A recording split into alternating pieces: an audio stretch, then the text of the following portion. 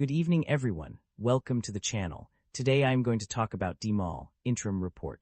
Do note that this is not a financial advice or a buy or sell call. All content are AI generated and is not associated with anyone. Dmall Inc. provides a wide range of businesses and services to retailers across multiple countries.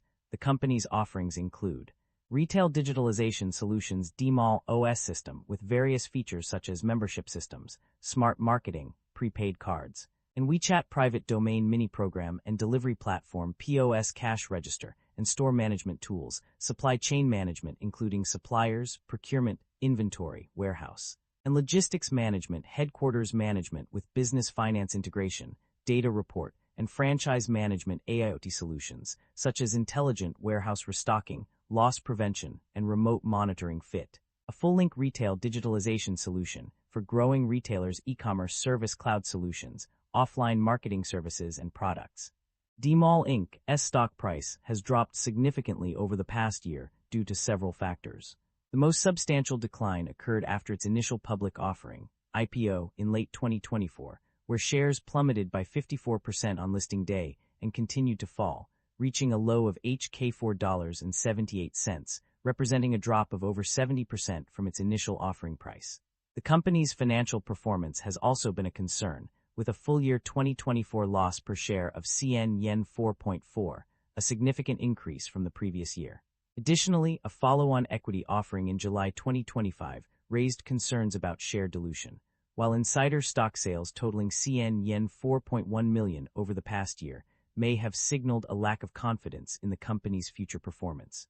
The resignation of a non-executive director in January 2025 also contributed to investor uncertainty, further exacerbating the downward pressure on Dmall's stock price.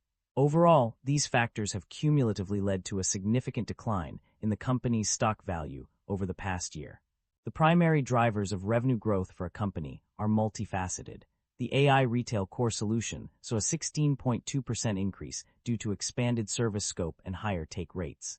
Additionally, AI retail value-added services grew by 13.7%, driven by intelligent cashier solutions, package sorting, merchandise replenishment, loss prevention, and cleaning solutions.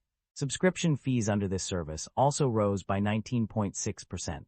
Furthermore, independent customers' subscription fees increased by 64.8%. The company's sales experienced a significant leapfrog growth, with daily average sales increasing 4 to 8 times pre-renovation levels. Continuous growth in sales was achieved through successful implementation of reforms in 6 major areas: category adjustment and updates, breakthroughs in traditional weak areas, public image innovation, business model reshaping, younger customer base transformation, and team system upgrades. New revenue streams were generated from integrated marketing solutions, including intelligent replenishment and loss prevention. The development of new applications and service modules also contributed to 42.1% of net proceeds.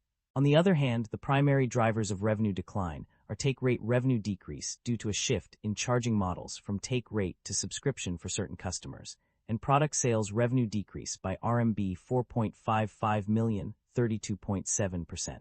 Net income and profit margins. A shift towards profitability. The company's financial performance has undergone a significant transformation between 2024 and 2025. Notably, the net income has shifted from a loss of RMB 249,072 in 2024 to a profit of RMB 62,174 in 2025. This improvement is also reflected in another set of figures, where the company transitioned from a loss of RMB 59,134 in 2024 to a profit of RMB 42,337 in 2025. The operating profit margin has seen a substantial improvement, rising from -8.7% in 2024 to 5.6% in 2025. This significant increase suggests that the company's operational efficiency and cost management have improved significantly. However, the gross profit margin remained relatively stable at 38.3%, indicating that while the company has made strides in its operations, it still faces challenges in maintaining a strong pricing power or managing its costs effectively. Overall, these changes indicate a shift towards profitability for the company, with improvements in operating profit margins being the key driver of this change. The company's financial performance indicates mixed results regarding its ability to generate positive operating cash flow. While there are instances where the company generates positive operating cash flow, such as on pages 39 and 64, it also experiences negative operating cash flow in other periods, including both 6-month periods ending June 30, 2025, page 73. The lack of information or unclear data on several pages further complicates the assessment. Therefore, it is uncertain whether the company consistently generates positive operating cash flow. The company's debt level and interest expenses have undergone significant changes. The total debt level has decreased substantially from RMB 99,892 to RMB 62,302, representing a reduction of approximately 37%.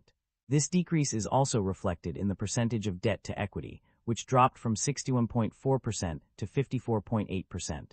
However, interest expenses have shown mixed results. While overall interest expenses decreased by -8.3%, interest on bank loans and other borrowings increased from RMB 6462 to RMB 7240. The accrued financial charges of convertible bond also saw a decrease from RMB 666 in 2024 to an unknown value in 2025. The company's financial performance varied across different regions and segments. On the positive side, the domestic market, international markets, particularly those cooperating with Pangdinglai and Shandong Shenghao, performed well. The Ningxia region, Southeast Asian market, Hong Kong region, and Guangdong Sai Convenience Stores Limited also achieved remarkable results. In addition, the company's cooperation with industry benchmark clients in AI retail value-added service was successful, contributing to revenue growth in the Chinese mainland. Overseas markets, including Hong Kong, Malaysia, Indonesia, and Macau, also performed relatively well due to increased adoption of Dmall OS system. However, some segments underperformed. The AI retail value-added service segment experienced poor performance, while the AI retail core solution segment saw a decline in gross margin from 76.8% to 68.3%. Management is outlining a dual-driven strategy for the company's growth, focusing on both domestic and international markets, China plus international, and existing clients alongside new ones, existing clients plus new clients. The company aims to enhance payment efficiency and reduce costs through stablecoin adoption. With a positive outlook and no significant contingent liabilities or investments planned, management is optimistic about the future of cryptocurrency development and its synergies with the main business. The company's financial summary reveals that it has engaged in 2 key shareholder return initiatives. Firstly, the company has a history of paying out dividends to its shareholders, as confirmed on page 66 of the report. Secondly, the company has also implemented a share buyback program, where it has repurchased shares from the market, as noted on page 73. That concludes the financial summary for Dmall. Feel free to comment below, and I will be happy to answer them when possible.